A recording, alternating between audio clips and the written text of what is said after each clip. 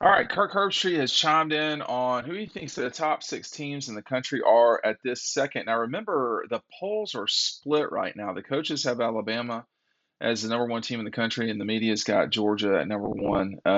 They're pretty close. But Kirk Herbstreit does not have Alabama in his top two, which is always very fascinating to see. I think he's one of the most respected voices about this sport that's out there. Right now, Alabama, Georgia's got about a 70 point lead, maybe 65 point lead in the coaches poll. In the media poll, and the coaches poll is a much tighter situation. Um, Georgia's down 18 points. So 39 first place votes for Alabama, 25 for the Dogs. The media's got it much more lopsided. 53 for Georgia, and then Alabama with 9. Both polls have Ohio State with at least one first place vote. But that's the part where Kirk is switching from both polls. And of course, he doesn't have he might actually have an AP vote. I don't know that. He does not have a coach's vote. He's got Ohio State number 2. He has the Georgia Bulldogs number 1. He's got Alabama as the 3, Michigan as the 4, USC as the 5, and then Clemson as the 6. So SC is ranked for the media at 7 and 10 for the coaches. Oklahoma State is either the 7 or the 8. That's kind of a situation to watch there. Oklahoma and Oklahoma State both are ranked in front of SC, if I'm not mistaken. And then Clemson is ranked 4 for the coaches and 5 for the media. I think in many ways it feels like the coaches uh, don't.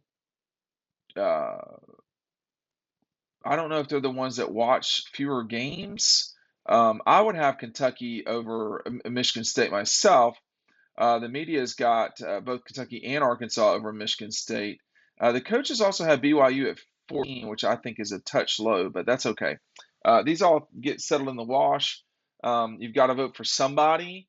It is curious to see that Kirk does not have Oklahoma in his top six. I don't think he's wrong. If you watch Oklahoma this week, that was not impressive against I can't remember who they were. Kent State. I think they were only up 7-3 at the half. I remember a bunch of Oklahoma people being furiously triggered over something I had to say about the way they're choosing to recruit at Oklahoma. I wonder if they're still super happy about things. Hey, make sure you're picking up DAWGSTRUCTION. We're going to change the cover soon. It's an 80-page look at the dogs. We're getting ready for the Christmas season, the holiday season. We're going to do a few adjustments to the cover. If you like this cover tons, you don't want it to change at all, this is the one for you. I've got a few more of these to go. I don't know how many more orders like this I'm going to have. 80 pages of beautifully written uh, words about the dogs. The imagery is very good. Our friend Jeff Foxworthy has got the intro, which you really it's actually very well written. What Jeff had to say about his grandfather and his ties to Georgia football. Jeff went to Georgia Tech. I got to get Jeff on this show one of these days. I got to get a lot of people on this show, but I was very in the dark about his fandom, and he explained it to me. That was, of course, in the 70s, maybe late 70s, mid 70s, that he went to Tech. Couldn't afford to go to Georgia, and it's a long story. That's not the only really good story that he has about his time. I'm going to have him on, and he can explain a little bit better. And really, his brother played for Steve Spurrier at Duke, believe it or not. So anyway, certainly a football family there, the Foxworthys. I I don't know that Kirk is wrong here, generally speaking. I probably would still have Alabama as the 2, um, because I think sometimes when you get wins like that, they can move you forward, and all that really matters is if you win or not. You don't get bonus points for coming close to beating Alabama. Um, these guys know about coming close and not doing it, and you don't get anything from that. You have to close the deal. And I think for Ohio State escaping Notre Dame, I think for Alabama escaping Texas, I think you get credit for that. It doesn't matter if you're the 2 or the 3 in the playoff, actually, but it just determines jersey colors. But I think Michigan, if you looked and watched Michigan, they look strong so far. Clemson, I don't know if I'd have them in my top 6 right now. I'm not sure if I'd move Oklahoma in front of them, but I get the SC thing. I mean, I think that USC is scoring a lot of points. I thought what they did to Stanford the other night was really impressive. I think David Shaw has it's not what it used to be at Stanford for whatever reason. And SC is looking legitimate. I think that they are the one that could take what has been Clemson's place in the playoff from them. I don't think we're just going to have 2 Big Tens and 2 SECs in the college football playoff. I think you will probably have 2 SECs, probably. We'll see.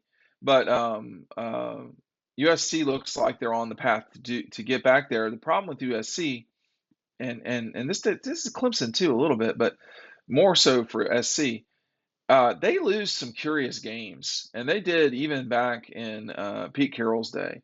And when you play in a league that doesn't have Florida and Alabama and Georgia, all that, the losses can be curious losses because people don't think about it. So when Clemson loses inside of the ACC, people say, "Wow, blah, blah, blah." I mean, it's who they play. I mean, if you're going to lose, you're going to play the people. You're going to lose the people you play. So I think that for me, it's clear that Georgia should be the number 1 team. I don't, I don't, I understand the coaches leaving Alabama at number 1. I'm not sure I would vote them at number 1 anymore after this past weekend. Ohio State, I think you can make the case that Michigan could too, or should be the 2, but people aren't going to let last year go. And that's what we do. That's the problem in our footballdom is that we don't let last year go. If you've watched Clemson play, they're kind of getting the benefit of the doubt as well, and Georgia will too. It's just the way that we are. I need to watch more of Oklahoma State. I know Oklahoma had just a jumpy first half against Kent State. That can't happen. Um, but there's a lot of teams that can still make noise. I like where BYU's at because they saved themselves, but I believe they play Oregon this week, and they're up there, and they're a dog up there. Yeah, they play Oregon at 3 o'clock. That is a big time. Let's watch that game because if Oregon handles BYU, that will tell you that Georgia's situation may be a little bit further along than people realize. We'll see. We'll see. I think Miami, after a sketchy first half, um, looks better. The ACC is a little more competitive than I think that people realized coming into this thing. But I think Baylor can still win the Big 12. Oklahoma looks okay. Texas, Oklahoma State. So there's competition at the Big 12. I think there's some competition in the ACC with NC State, Miami, Clemson, and Wake Forest. We'll see what happens with Pittsburgh as things move on. But, Clemson's not going to be able to just hop, skip, and jump to the ACC championship this year. Going to Wake Forest, a game they should win, and they host NC State, a game they should win. They go to Boston College. They host Florida. They go to Florida State. Those are both games they should win. The usual fight with Syracuse, which makes no sense. And they go to no. They close. They close with an extremely challenging schedule for a team that plays in the ACC. They go to Notre Dame. They host Louisville, which had a really good win Friday night. I know it was on the road at UCF, but still. And then the back-to-backs of hosting Miami and South Carolina. That's going to be trickier than you'd like if you're Clemson. They could lose any of these games. I never thought I would say that, but they could lose any of those games. When you look at USC, I'm not sure we're totally out with USC yet, but they're going to host Fresno, a team that is not unbelievable, but not great. If you really like midnight football, that's the game for you. I watched Fresno lose to Oregon State this past week. I don't know how good they are, but that game doesn't kick off on Fox until 10:30. And then, SC still got Oregon State, Arizona State, Washington State, Utah, and then they close with Notre Dame. So I think, man, it might be they avoid Oregon. It might be that SC is the team to watch out of the West. But I think if you're Georgia, it doesn't really matter what happens with Alabama. They're going to be in Atlanta, or the team that they lose to is going to be in Atlanta. You've got plenty of things to get through before you have to worry about the top six teams. But to me, right now, I think Kirk is not so far from being correct. His number one team is right, including SC in it is right. And the 2 and 3 don't really matter. I think the top four are correct, which is Georgia, Ohio State, Alabama, then Michigan. I think his top four are correct. I don't know if his top six are correct. I don't know if we have enough information on Clemson and USC yet. USC looks better than they have in the past, but there's a lot of movement there, and we have such a long season to go. What's going to happen with Michigan State? Is Arkansas a legitimate contender in the West? There's a lot of things to really look at, worry about, whatever you want to call it.